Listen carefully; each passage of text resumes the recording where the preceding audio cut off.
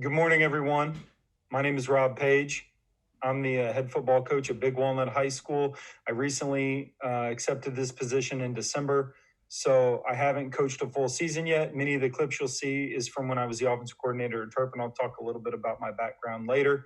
But I'm going to talk about multiple ways to protect your run game. So, who am I? I grew up in Indianapolis. I played high school football at Ben Davis High School in Indiana, pretty big school. Played at Wittenberg University in Springfield, Ohio. I've coached college football at Mercyhurst and Eastern Michigan University. Past 2 seasons, as I mentioned a little bit ago, I served as the offensive coordinator at Turpin High School, where we've had a little bit of success. And prior to that, I was a head football coach at some small schools, one in southeastern Indiana called Milan. If you've ever seen the movie Hoosiers, it's that high school. And then Reading High School, which is a D5 school in Cincinnati. And it was a great place to be, but the opportunity to be the offensive coordinator at Turpin, coach at a bigger high school, I couldn't pass up. So that's a little bit about myself. I know that's probably the least important part of the whole deal. Before I get started, I do want to talk about how I get better and how I think you should get better. Read, and now's a great time to do it. You know, we're all quarantined. We could sit there and watch Netflix and binge watch series and stuff like that, and it's just a complete waste of our time, truth be told. And here are some things that I've read recently that I think are fantastic. If you have not read them, I definitely recommend picking up a copy on Amazon or wherever. Jocko Willink and Leif Babin wrote some books. Extreme Ownership, Dichotomy of Leadership, both fantastic. Chop Wood, Carry Water is a good one. I'm not going to go down the whole list, but these books don't have anything to do with football. They have to do with leadership, and I think at the end of the day, that's the best way to get better, is to grow your culture. I know that's kind of a fancy, sexy buzzword right now, but at the end of the day, getting kids to play hard and believe in what you're selling is really important, as well as your assistant coaches. The next thing I've done, and I did this more since I was an offensive coordinator because I had a little bit less responsibilities than a head coach, is I met with coaches who I feel like do it great, and there's a lot of them out there. I also watched a lot of coaches practice.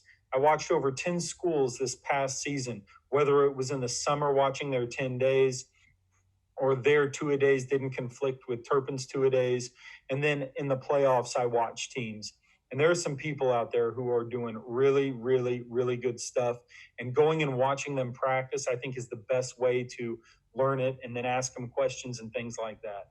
And at the end of the day, if you want to get better, if it's important, you'll find time to do it.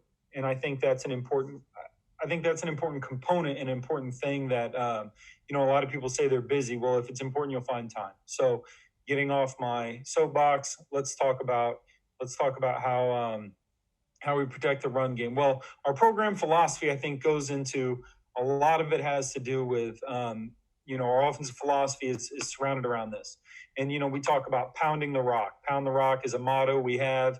It goes back to a late 19th century quote about the stonecutter. I see him pounding the rock 100 times without so much as making it crack. And on the 101st blow, it splits in two. And I know it wasn't that blow that did it. It was the 100 that came before it. And I really like that quote, and I like that motto. The San Antonio Spurs use this a lot. And I've kind of aligned our core values with each of the letters here. Be persistent, be tough, be responsible. And then I go through and I define it, just like Brian and Tim Kite do with their E+R=O stuff on what's our value, what's our behavior, and what's the outcome. And we define each and every one of those. Our identity as a football team and a football program, we want to protect the ball. We want to be physical. We want to do our job, and we want to play for 6. And then, we talk about getting it and keeping it and being willing to win the physical fight. You're not going to win every physical fight, but you got to be willing to do it. So that means you got to be in great shape. You got to have great leverage, and you have to be tenacious and relentless. Doing your job. Missed assignments and beating yourself is the first way to lose a game. All right. The first way to win a game is to not beat yourself. So you got to have laser focus on the task at hand, not the last play, this play. And then lastly, we talk about playing for 6, which highlights effort. So we want to score touchdowns and we want to play for 6 seconds. So offensive philosophy, 4 things we want to hang our hat on. We want to run the ball effectively, throw the ball proficiently, attack the whole field horizontally and vertically, and then take calculated aggressive shots. We want to take a minimum of 4 shots a game. Some of the stuff we're going to talk about here lends itself to shots, but if you want to If you want to get into another conversation about that, I have my email and contact information, and you're willing to reach out. So what's an effective run game? An effective run game, number one, the musts. You have to be able to have great ball security. We talk about the ball being in the outside arm and 4 points of pressure, high and tight. We want to win physical fights. Your individual matchup, your double team, your kick out, you want to win the fight, and then we go through and we define that. And we want to finish runs and blocks, falling forward, falling on people, punishing them, and wearing them out. Schematic musts, things that I think you have to do. Number one, you have to run to personnel advantage. If you have better guys on one side, you need to run to that side. Well, the defense might know, coach, yeah, but your guys are better. If you have a personnel advantage, you first must exploit it. Players, formations, plays. That's an old Mount Union adage, but I think it's critical. You have to do it. Number one, you want to run to numbers advantages, which means you don't want to run to bad looks. If you have a two-man surface to one side and they have a hang player over there and you're running outside zone, you don't have a blocker for that hang player. It's a bad look to run to. You shouldn't run that direction. You have to run to numbers. You don't want to run into bad looks. That's the first way to not have an efficient run game. And then lastly, you want to run to leverage advantage. So if their D-gap player is off the ball and you put a slot receiver out there that has outside leverage and he can come down and block him, that's an example of a leverage advantage. A tight end wing surface gives you a leverage advantage.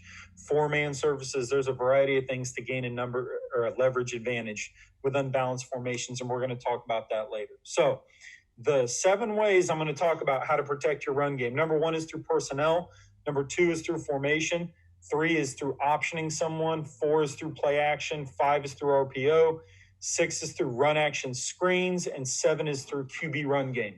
The ones I want to highlight the most today, and I'm going to have film on them, is play action, the RPO, the run action screen, and the QB run game. The 3 that we used the most this past season were these right here: play action, RPO, and run action screen. So what do I mean by protecting the run game? You have to do things to account for a 6th, a 7th, an 8th man in the box, a strong side coverage rotation, linebackers who are fast fitting, linebackers who are fast flowing. All right. It gives you options. Some of the system offenses where if a team does this, we do that. If a team does this, we do that. This is kind of the conversation we're having here. And it will slow players down and it will allow you to do what you want to do, which is run the football. And, if you're an air raid guy or an empty guy and you want to chuck it all over the field, this clinic is probably not for you, because we want to run the football and then we want to find ways to protect it through the pass game. That's where being proficient in the pass game is. So the first way to do it is personnel. I'm going to go through this really quickly. All right. If you're getting 7-man boxes, get in 12 or 21 personnel. You can block them up. You'll have 7 for 7. You can read the 8th. It provides an extra gap for defenses. It simplifies coverage. It simplifies fronts. It simplifies blitzes. Having to defend 8 gaps simplifies things for you. But you still have to answer for the 8th defender, even in 12 and 21. So how do you do it? You formation them out of there. You run away from the hang, the 8th hang defender, or you RPO that person. And again, it simplifies your options. I personally think 12 and 21 personnel is the simplest answer to block heavy looks. Coach, I don't have tight ends. Yes, you do. They're linebackers, they're defensive ends. Train them to do a few things really well, and you'll be effective at it. We've been able to do it at every school I've been at, big and small. Now, I don't think those guys who are linebackers and DNs can do it every play. So that's where you can't necessarily live in 12 and 21. But it does give you a great answer. And if you can live in it, then I would recommend it, personally speaking. Formation. So, to get people out of the box, to outflank them without changing schemes, formation is another simple, easy way that every team can protect their run game. All right. I think some of the best formations are where your run strength is different than your pass strength. And that provides a lot of alignment issues for defenses. I also think formation in the boundary is good. It causes defenders to do things they're not great at. So, for example, with tight end and trips away, a lot of times teams will take their corner and have him be the run fit defender and have him be the force defender. That's not good for defenses. If a corner is a force defender, you got to attack that. I listened to Chuck Martin speak when he was at Grand Valley State, and he would mention if 3x1 is good, 4x1 is even better, or 4 by none, unbalanced, is even better. And I firmly agree with that.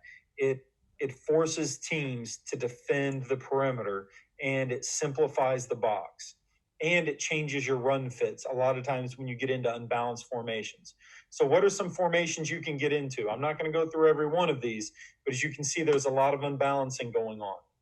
A 4-man surface, a 3-man surface with a wing and twins, a 3-man surface with a wing. So this is an example of a 4 by none. Getting into stuff where you condense a formation, it forces the hanging player to either widen or declare, and then you can throw quick screens out here and give your quarterback an easy if-then option, again, protecting the run game. Bunching it and then going unbalanced over there can be effective. As you can see, there's a myriad of ways to do it. These formations down here, if you have a quarterback that can run, it forces teams to defend multiple receivers, but still be able to block the box. And I think those are very difficult to line up to. Those are just a few examples. You can be as creative as you want. I think going tackle over and putting a tight end on the backside helps you for a couple reasons. One, usually a tackle is a better blocker, puts him at the point of attack, and it forces the defense to defend the weak side of the formation and play coverage and not just rotate everybody strong. So, option is the first way. Another way, play wise, that you can protect your run game. If you can't block a defender, make him wrong. Read him. You can read a nose. You can read an end. I'm going to talk about reading defensive ends today in 2 different ways: a double option look and a triple option look. When you're having a double option look, you need to have an answer for scrape exchange. And if you're running a triple option look, you need to be able to train your quarterback to read first level and then get his eyes to second level and have a simple way to identify it. The way that I've done it in the past, and we did it this year, was one with counter tray, lining up in 3x1, running weak. A lot of times you'll get a safety rotation to the strong side. We saw a lot of to 3x1 closed middle coverage, which takes away their ability to have a weak side force defender. And we liked running counter tray to that.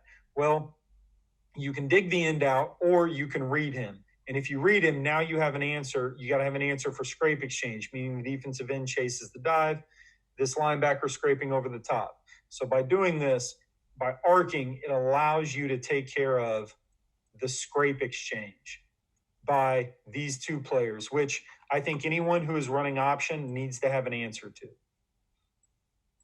And we did it out of counter tray. This could easily be done out of inside zone. We just weren't a big inside zone team last year. We felt like it was better to get a double team and angles on kickouts. And then that's what our guys were good at. So to me, it's not about falling in love with a scheme. It's about running the schemes your players are effective at. I think every offensive lineman can reach block, double team, and kick out. I think those are things that you can train linemen to do. If a lineman can't win a base block, which is basically what inside zone turns into very quickly, you're going to be in trouble if that's your base run game. So it's not about running what you love. It's about running the schemes your players are capable of. And then the next way to run triple option is out of a pin and pull look. This is an example of where a corner is the force defender into the boundary. So we're going to base the 6 technique here. We're going to come down on the 3. This guard is going to pull, and he's going to pull for the first player outside the tight end. Whether it's on the line or off the line, that's what we teach him. Come down on the nose, and then we are going to pull. And the second puller is going to read the block of the guard. If he kicks out, he's leading. If he turns up, the backside guard turns up inside. One of the most important things about this play is being cognizant of linebacker run through. The second puller has to account for linebacker run through. He has to have his eyes on it. That's one of the most important things. And again, in a triple option look, we're going to read 2. Now, you could very easily put another back in here and do the old West Virginia where he comes around this way and pitch it. We just didn't want him to pitch it. Our quarterback was competent at throwing bubbles or, basically rolling out and throwing to a flat. and we wanted to keep it simple by doing that. So defensive end closes on the quarterback. Quarterback's going to pull it. He's going to attack more flat than he normally would. And he's going to have his eyes on 2. If 2 sits or fits the quarterback, he's going to flip the bubble out here on the run. And we're going to have a 3-on-2 advantage. And that's the read. Now, once he's flat, if he sees this safety is in man coverage, they're in a cover 1 look, and he flies out, he is going to get vertical, and he is going to replace where the safety aligned. Let me get rid of some of this drawing. So that's a way you can do it with a pin and pull look. I just drew a different look than up above because it doesn't matter what scheme. If you have a scheme that you can read the backside defensive end, you're good. I like running this triple option look more out of outside run plays because I think you get less scrape exchange on an outside run, especially if the Mike is keying the back and he sees the back flat, he's more likely to get over the top there. So double and triple option. I don't have any film on that again because that wasn't the base way we did it last year. The base ways we did it last year was play action. And that's one of the next things I want to talk about. So provides an answer for a loaded box, provides an answer for heavy blitz, provides an answer for fast-fitting linebackers, okay? And all of our play action was a run action look. Our offensive linemen were very aggressive in blocking run. It provides if-thens for the play caller. If the linebackers are flowing on outside zone, run naked. Gives the quarterback an easy pass read progression. We progressioned it 1, 2, 3, and you can do it a couple different ways. I'm going to talk about how we did it and the reason why we did it that way, but there's definitely other ways to do it. It also provides you sound pass protection because the offensive line is blocking the gap away from the naked, and they are running, and it forces teams to defend the run action because of how they block it. All right. And then it also allows you to drive the ball downfield and get chunk plays, which to me is what you want to do in the pass game. So I drew up 2 different ways we do it. One is the first base way we do it. So we're going to run a comeback with number 1, tight end off the ball in a hip position. He's going to slam release for a 2 count. And then he's going to release to the flat. And then the backside, number 2 always has an over drag, and the number 1 on the backside has what we call a beeline post. He's going to run like he's running a shallow till he gets to the B gap. He's going to push vertical for 10 yards, and then he's going to break it off to the post, and he's going to find grass, wherever that may be. The running back afterwards, anytime he's done with his play fake, he's going to run a wheel. Now, you can tag this wheel and the quarterback can roll and throw it back. That's a way to create a shot. Or if there is no middle field player and the quarterback likes it, he can pre-snap, take a peek at the post and throw the post. And I let our quarterback do that this year because he was pretty special. But I think if I didn't have a lot of confidence in the quarterback, I would make this a tag also, to where when you want to throw the post, you tag post, and he rolls out and he throws the post. If you're throwing the post or the wheel, I would recommend keeping him in to protect. So that's one way we did it. Now, the positives of doing it this way: if a defensive end is not, if he is not going to close down on the naked, and he's an up the field player, by slam releasing this, it really protects your quarterback from getting out there. Now, what's the weakness? More times than not, you're going to want to run outside zone to your tight end because it protects the edge and it gives you a 3-on-3 look out here. Now, if it's a situation where when the defensive end closes, well, then you can run what I have down here, which is called a slide route. So the tight end reads the defensive end. If he squeezes, he crosses his face. If he's upfield, the tight end has to slip him and get his head around, and your quarterback has to get a lot of depth, and he has to dump it like he's throwing hot. Now, you can all, when you run it to a two-man surface, we like to just run a flood concept, a 10-yard bench, mandatory outside release go, and then this slide route. If the tight end was over here, he would just run a slam and then to the flat. It doesn't matter. It's the same route. It's the same rules. You teach it as rules and you go from there. We had our quarterbacks read it deep to short. So in the top view, it was comeback, over drag, slam. Down here, it's going to be mandatory outside release go, bench, arrow, or the slide route. And that's how we read it. Unless the end is upfield, then the quarterback knows he has to throw hot. And I have a couple clips of that I want to show you. Now, I know that, with huddle, sometimes it's glitchy on rewinding, and coaches love to do the rewind thing. I'm going to really try hard not to rewind it. So this is formation into the boundary, giving them a premium run look.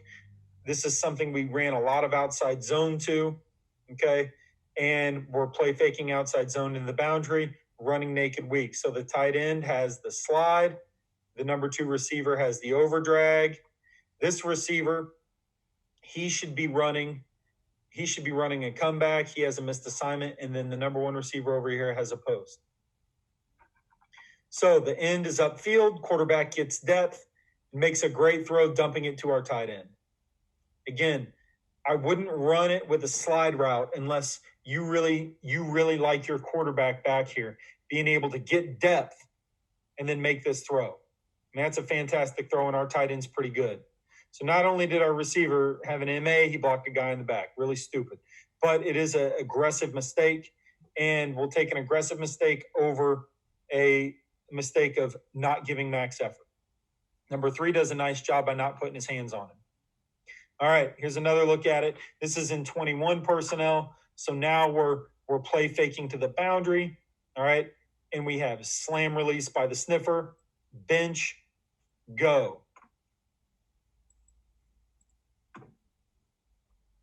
Not as much of a premium look, but it does protect the quarterback, and it allows him to get out of the pocket much easier.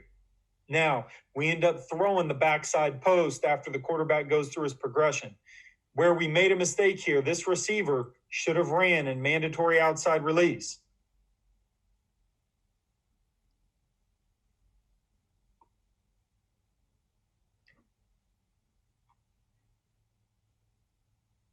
We're able to complete one for a big play.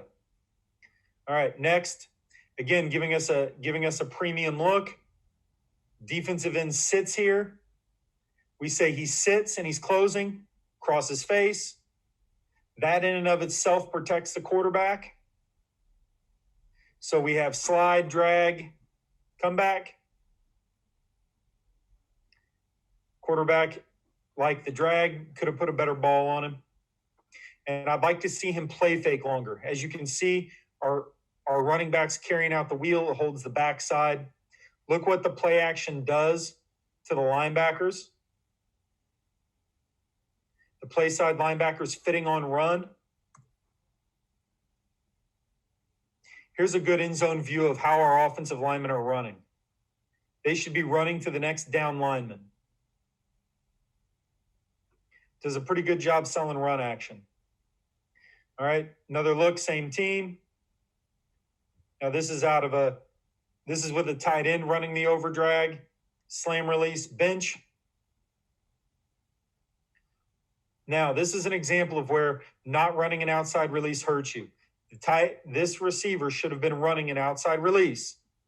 By doing that, it allows that corner to sit on it, and he catches it and he turns upfield. If he goes on an outside release, the corner has to carry it. It gives the tight end more room to run upfield.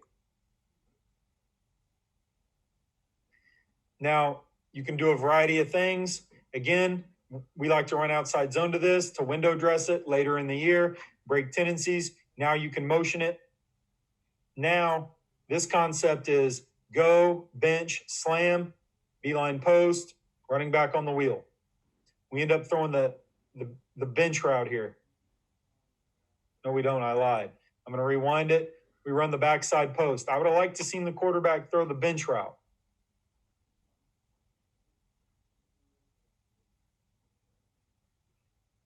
Again, quarterback's pretty darn good. This is with a jet fake. In the slide route, people are upfield, dump it off to the tight end, make them tackle you. Make them tackle you. It's a 6-yard gain. That's a good football play. Again, this is a premium look to run outside zone 2. Gets coverage rotated. Tight end does a good job getting some yak. I'd like to see him get his pads down. Now, I said in this situation, we run a go, a bench, and a slam release. This receiver tries to explain to me that because he saw the bench not there in an open seam, he just runs a seam instead. So he tries to convince me he runs a route conversion. I'm not sure I believe this. This is against a rival. I think it was a missed assignment and we got lucky, but he swears to me that this was a route conversion. You guys can be the judge. Quarterback throws a dime. I don't think so. We've never practiced that. Here's one where we get a quarterback makes a nice ball throwing a bench route. We got to do a better job as an offensive line selling run here. That was a catch.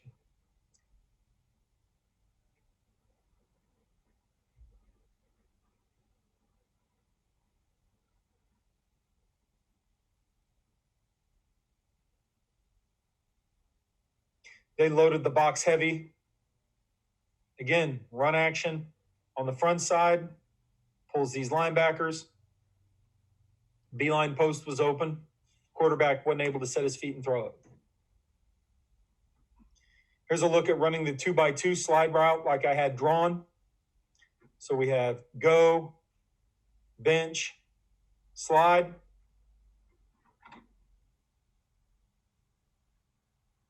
Wide open, sees a lot of grass, dump it off, let your tight end work. I would like to see him get his pads down and deliver a blow into the end zone, but he was a pretty tall, long kid, and that was tough for him. 41, not really great in space, not a great space player. You can see the fake does just enough to pull him. I'm not sure what their overhang defender was covering. We'll take it. You can see it from the tight. I really like our tackle here, getting to the next down defender. He does a great job on, the guard here. The guard does a great job washing him down. Doesn't take a play off. We got a couple more, and then we're going to get into our next concept. So here's another look at the slide route. Throws the bench. All right. Next concept I want to talk about is RPOs. RPOs allow the offense to have the defender last if the defense is playing zone coverage. Versus man coverage, I don't love RPOs because second-level defenders are really not in conflict, and receivers don't have free releases to the void where the inside linebackers may be played on run. I would much prefer play action versus man coverage. But if they're in zone, this takes care of the 6th, the 7th, or the 8th defender trying to stop your run. What's our RPO philosophy? Number one, if a team has given us a pre-snap gift, we're going to take it. Whether it's a hitch, a bubble, or a now screen, if we have numbers or leverage, we're going to take that. If we are doing a post-snap RPO, we are only going to read one defender, all right? And it'll be a second-level defender, so he's giving it or he's pulling it and throwing it. We're never going to have him read a down defender and then try to throw the ball down the field reading a second-level defender. If we're going to read 1 to 2, it'll be on a triple option look where we're throwing a bubble out there. If the quarterback has any doubt, if people are sitting, give it. Give it. I know now you're seeing a lot of like inside linebackers playing a little deeper, fitting run a little bit more patiently, especially on inside zone. And when in doubt, give it. We do not read an in-the-box player that is a second-level defender on an inside run. We read second-level defenders on outside runs. That's just our philosophy. We think it gives the quarterback a more true picture than an inside run. Forces their hand right away. So the ways that we do it most is with outside zone. And I have it drawn up two different ways. One is out of a 2x2 set, and we're running outside zone. We're going to lock the backside defensive end and read now the weak side in the box player, which so happens to be the Will. And this is an example of just running a slant behind him. All right. If they're taking their strong safety and putting him in a 50-50 situation, then we don't love it nearly as much because the receiver doesn't have a free release. So what a lot of times we'll do is we'll get in a 3x1. That'll force that strong safety to apex 2. And now the number 3 receiver has an inside release, has a more clear release. And we allow our quarterback to take one shuffle, hip to hip, one shuffle, read the Will. When in doubt, give it. If he sits or he's patient and he's not getting over the top, they don't have a front. They're missing a front side defender. And you'll see on one of the first plays, this defender's a little bit slow getting over the top. Our running back ends up cutting it behind the guard in the A gap, scoring a touchdown. And our running back was pretty good until he tore his knee week 5, had 1,000, or in week 6, he had 1,000 yards in 5 games. He was a special kid. But these are the two ways we do it with outside zone versus an odd front. If they have a 4 and a hang player on the line, you have to fan this. That puts the center on the nose, and then these two are fanning it to take care of these defenders. And again, we're just reading the Will in the box. This open window for the Will, it really puts him in conflict. And what we're trying to do is we're trying to slow down backside pursuit so that we can run outside zone strong. Here's some clips. Here's that first play I was telling you about. This player is in a 50-50 position. We predicted that he would be on the line and they would always roll coverage strong. They did not. So because of that, now we have numbers running outside zone. They really don't have a strong side force defender. The quarterback sees this pre-snap. This hang defender here, it's not nearly as good. See how that hang defender number 43 clouds it. 43 was a heck of a player for them, and we needed to have a plan of attack. So we hand it off. We end up banging it in the A gap, just really wide, have a few missed tackles. Running back does what he does, scores a touchdown. That's first game of the year. That's a pretty big hole. We get the center. The center gets the nose cut off. Play side linebacker flows over the top. The running back makes him wrong. Puts his foot in the ground, one cut. Go score. Pretty darn good. Slows down backside support. Here's another example of it. Now we're running it with this backside look out of a single receiver. Again, slows down backside support. 41. He's the guy we're reading. He's not in pursuit. 5-yard gain. I'll take it. Another look at 2x2, running it strong to a tight end. When in doubt, give it. I think this is an example of where we could have handed it off. We could have handed this off. I don't think that this hang defender really can affect the release.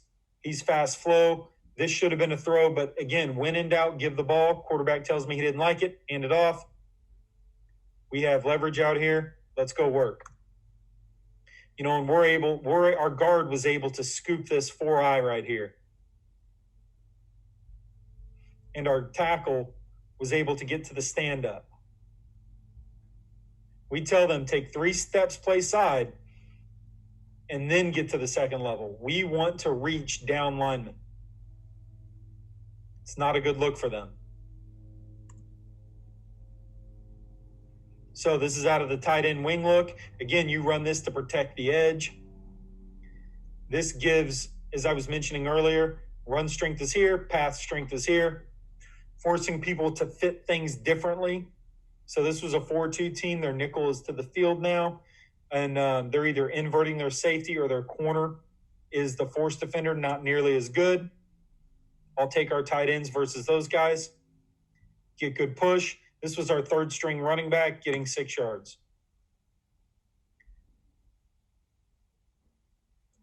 I'm going to skip that look. All right. So now we're running it to 3x1. This player was a really good linebacker for them, and he was a fast flow kid. He has a bunch of MAC offers, so we were going to RPO him. Again, if you can't block him effectively, RPO him. You can tell pre-snap he's geared up, he fits. Quarterback is going to pull it, throw the RPO. I'll quit rewinding it because I know the tape gets glitchy. I'll let you watch it again. Again, this defender's off. He doesn't have the ability to affect the release of the number 3 receiver. Run the slant and go. Another look at it. They're kind of bossed over here. I'm not sure why they're aligned this way. They gave some funky alignments, but we're still reading the first weak side inside the box defender. So he's the front side. The guy next to him is the back side, no matter where he's aligned. Now he's here. Creates even a bigger void for this. Throw the RPO. Our kid makes a pretty good play. Look at our running back after his fake. This really is more important than any of that. Get kids to play hard. Look how hard this running back plays. He sees the catch. Now he's going to get downfield and he's going to look for a block. Trying to bust somebody up. I don't know what the penalty was. They love throwing penalties. Here's another look at it. This is against Kings. They had another really tough inside linebacker. They were going to play him to the field, run outside zone into the boundary. This is what I was giving you an example of, them rotating coverage strong and really not having a weak side force defender.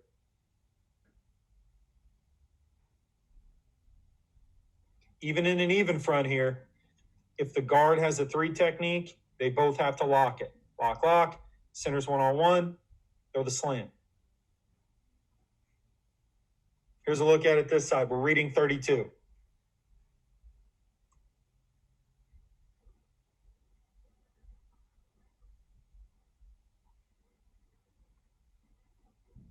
He fits, throw it.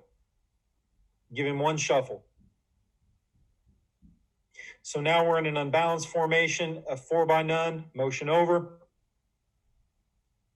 Protect the edge, throw the RPO, he fits, throw it off of him. He dances around and doesn't score. I'll show you the type. Reading this defender.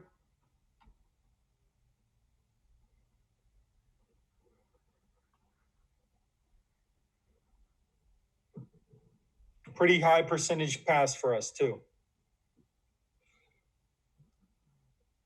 Again, run strength, pass strength opposite. Linebacker fits. Again, versus an odd front. You have to fan the backside. Reading this defender. He fits. Throw the slant. I can see him break a tackle and score that.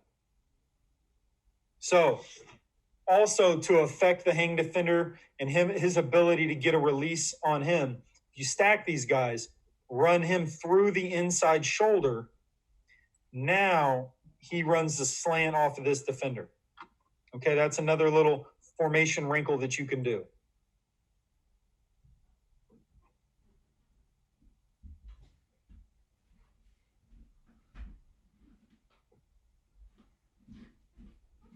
Reading him. Yes, defensive guys say that we're cheating here.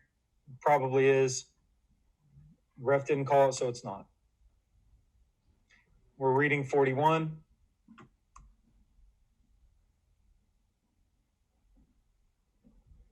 Again, no weak side force defender. A lot of grass. Throw it. 8-yard gain. Here's another look at a condensed. Put this defender in conflict. Put him in conflict. Throw the RPO off of him. Kid gets some nice yak. He was a really good player for us. Second year he ever played football. So,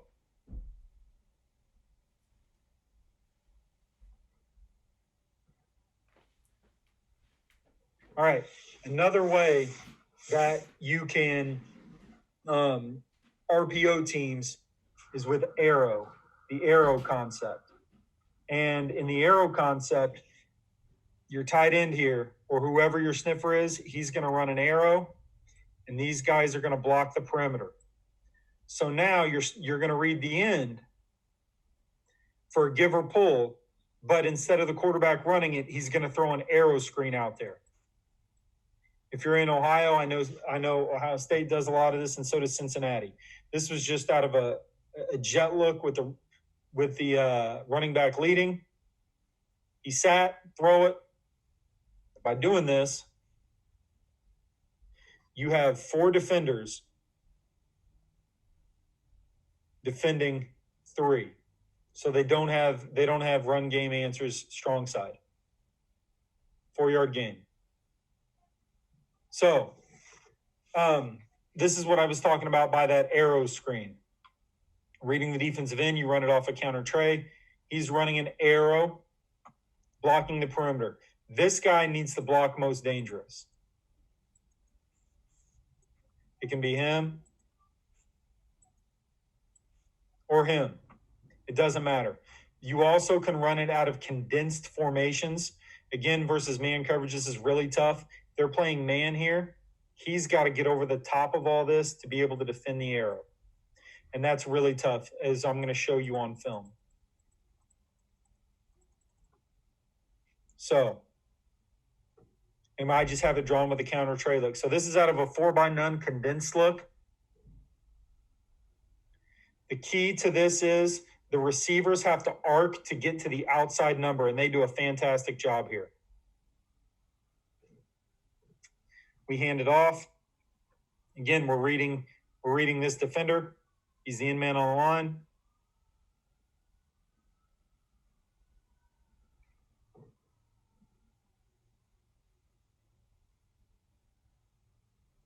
Our guard does a great job kicking out on this play. Watch his hat placement, and then watch the tackle get through. Boom, boom, inside out. Running back does a great job staying vertical, inside out. Big chunker gain. So, another look at it. Again, from the condensed set, running outside zone. Quarterback didn't like it, handed off.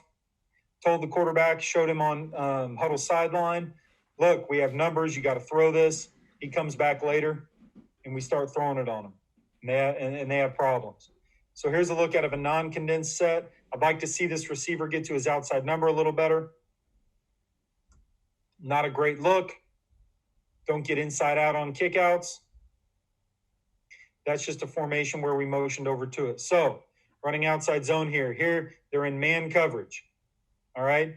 This defender right here has to defend him and get over the top to tackle him on the arrow. These guys do a great job of outflanking him, and you'll see that he just walks in the end zone. Quarterback sees it pre-snap, throw it out there. His angle is perfect. That's what we want. Just trot in. Here's another look at it. Outside zone to the right, RPO to the left. Physical at the point of attack.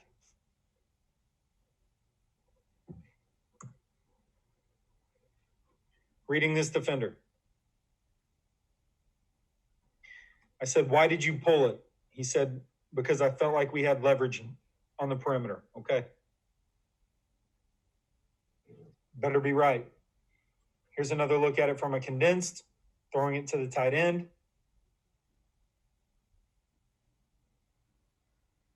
Again, giving him kind of a funky formation. 2 guys off the ball, 2 guys on the ball, tight. Here's a look in that same game where I said we have numbers. We need to throw the arrow screen, so we come back and we throw it.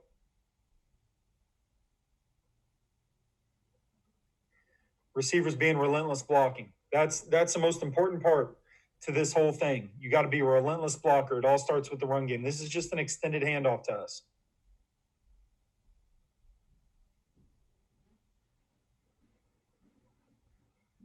So now it's later in the year. We get in that 4x9 condensed formation.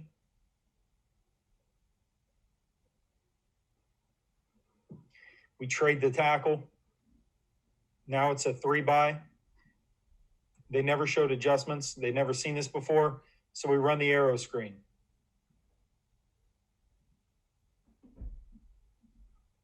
DBs don't fit the perimeter correctly. Big play. No adjustment. We knew they would line up strong to this. No adjustment. Now we're protecting it, handing it off.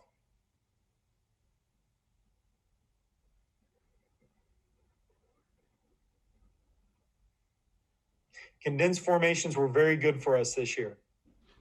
Again, a great way to gain leverage advantage on people is to get into condensed. This is a counter tray look.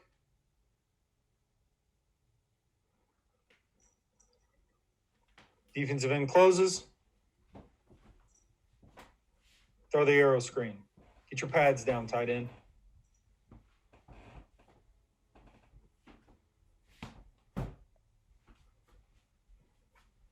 All right, so run action screens. This is something we developed where we wanted to protect our gap schemes. So we would run front side gap schemes and tunnel screen off the back side. One of the most important aspects of this is having your quarterback's eyes to the side of the run action. It pulls the linebackers more. You'll see it on film. So one we would do is we would run power. Get in 3-by-1. This was a typical formation we ran power to. So we would block power.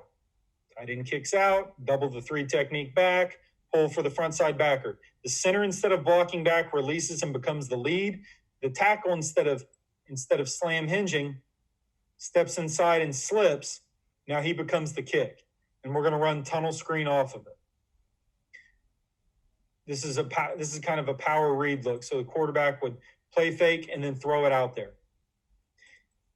You can do this very effectively into the boundary. If you're in the middle of the field or you don't feel like your tackle can get there, I recommend lining up in a 2-receiver set so he doesn't have to go all the way out and block the force defender.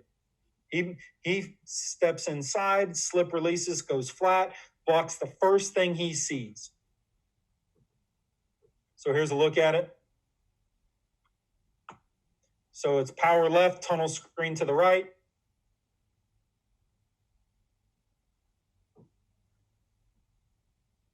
Person that made the play was the front side tackle on the block back. That's just him blocking him. Watch what the run action does to the linebackers.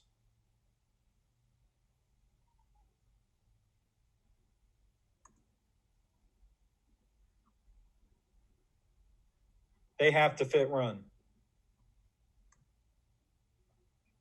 Here's another look at it. Again, throwing it into the boundary.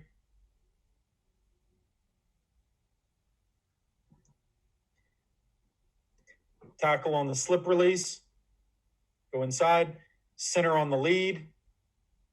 Go make a play. This is not a read. He's throwing the screen.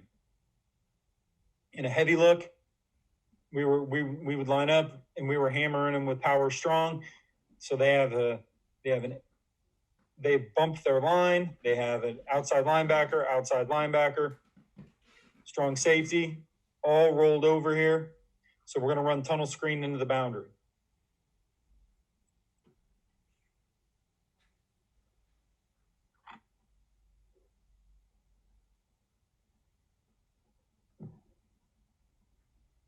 I'd like to see the receiver run through the catch. The tackle did not slip release this. We told him that if he's in a situation where he has a head-up defender, he can take best release. So he's allowed to arc that. If he would have been outside of him, he would have taken the slip release course.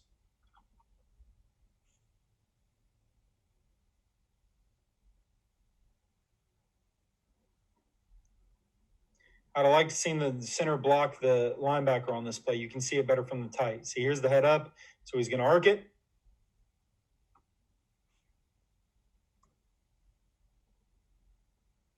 So again, this is given a condensed look. A lot of times we've been in situations where we run RPOs. This gives a different look. They're in some sort of match.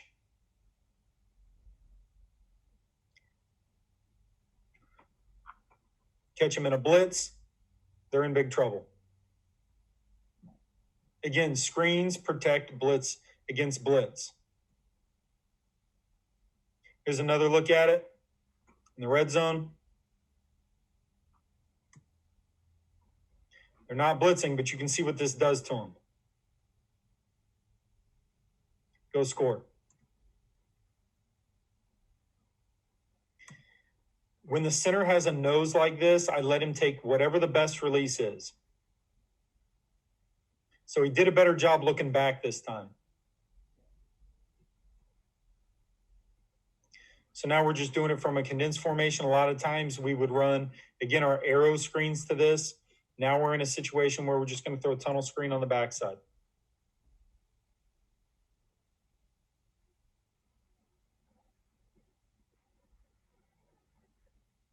Not a burner, but he was a really smart, hardworking kid who did exactly what you told him to.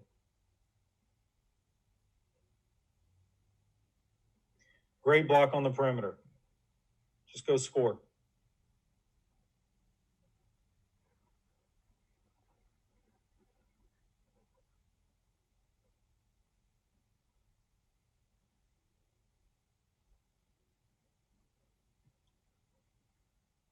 Again, it's into the boundary. This is a great job of the quarterback being patient and manipulating people with his eyes.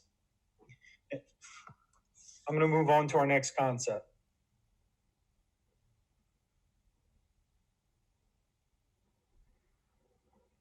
So, QB run game. You can just call a predetermined QB run. I'm not going to talk about those today. I'm going to talk about ones where the quarterback has some options and you're trying to lighten the box.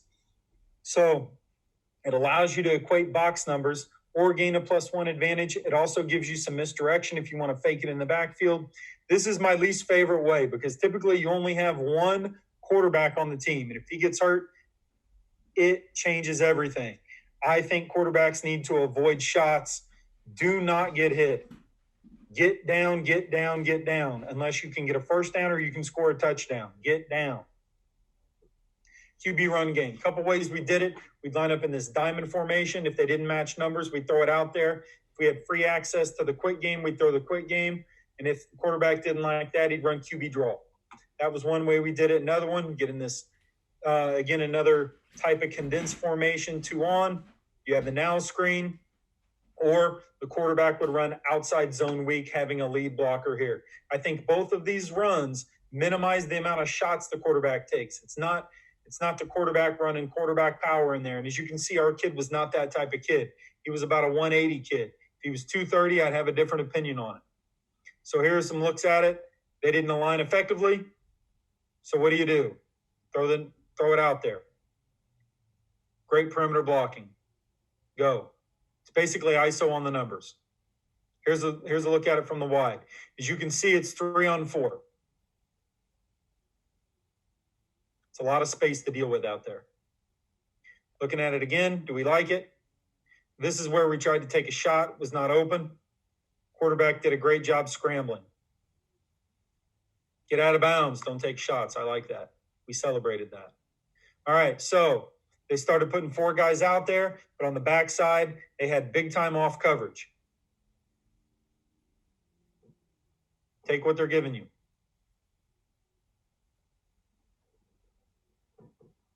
All right, this is a situation where it was a 5-man box. Now we're 6 on 5. Go ahead and run the football. He needs to quit dancing and just get vertical. Offensive line did a great job pushing the pile on this play.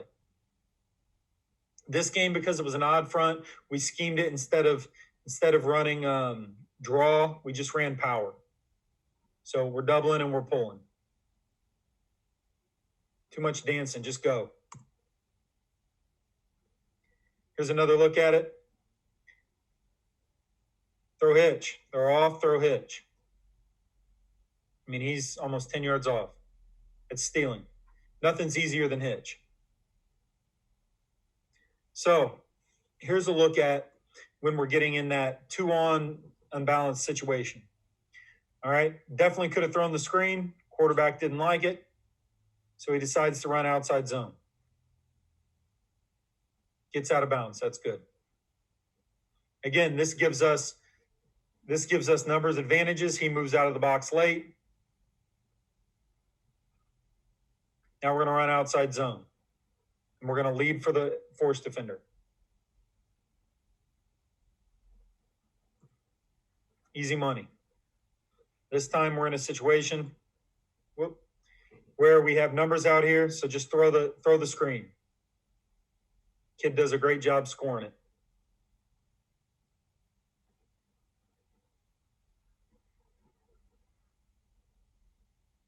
Here's another look at it. Now they're tight.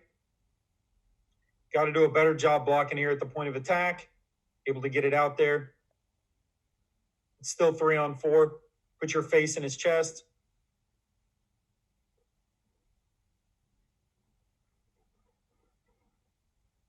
So when perimeter blocking is not as good, that's what happens, even if the look is good.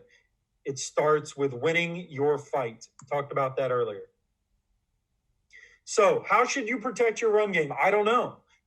Your personnel should dictate that decision, though. Number one, is your quarterback athletic?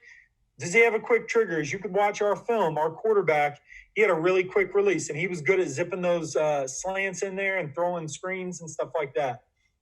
How good of a decision maker is he? How good of a decision maker can you make him? I think all of those questions need to come in play. Can you mash your opponents? Can you line up and punch them in the face? Well, hell, don't do any of it. Just mash them. Keep it simple. And then what are you willing to invest time in? Everything that I mentioned today takes time. And you have to figure out all those things up above before you can truly start investing time, because it's players, formations, then plays. I think you should have at least 2 or 3 answers to protect your run game. I told you the ones we were most effective at this year, which was play action, RPOs, and run action screens.